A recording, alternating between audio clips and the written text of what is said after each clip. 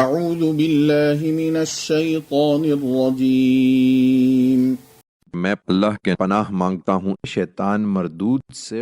ومن الناس من يعبد الله على حرف فإن أصابه خير اطمأن به وإن أصابته فتنة انقلب على وجهه خسر الدنيا والآخرة ذلك هو الخسران المبين۔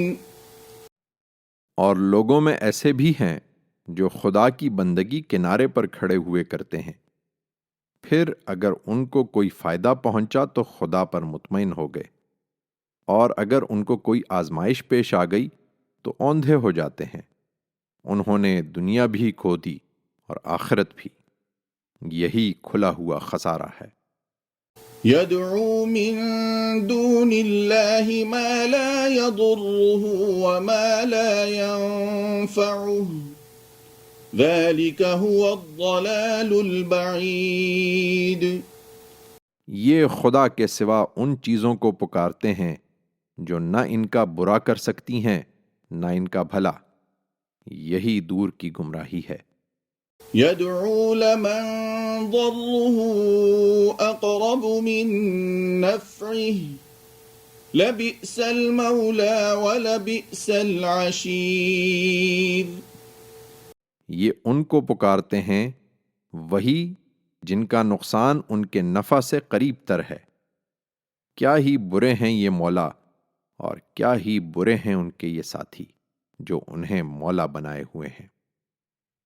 ان اللہ يدخل الذین آمنوا وعملوا الصالحات جنات تجری من تحتها الانہار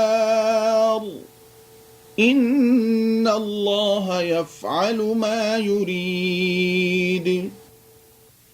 اس کے برخلاف اللہ ان کو جو پوری سچائی کے ساتھ ایمان لائے اور جنہوں نے نیک عمل کیے، یقیناً ایسے باغوں میں داخل کرے گا جن کے نیچے نہریں بہہ رہی ہوں گی۔ بے شک اللہ کرتا ہے جو چاہتا ہے۔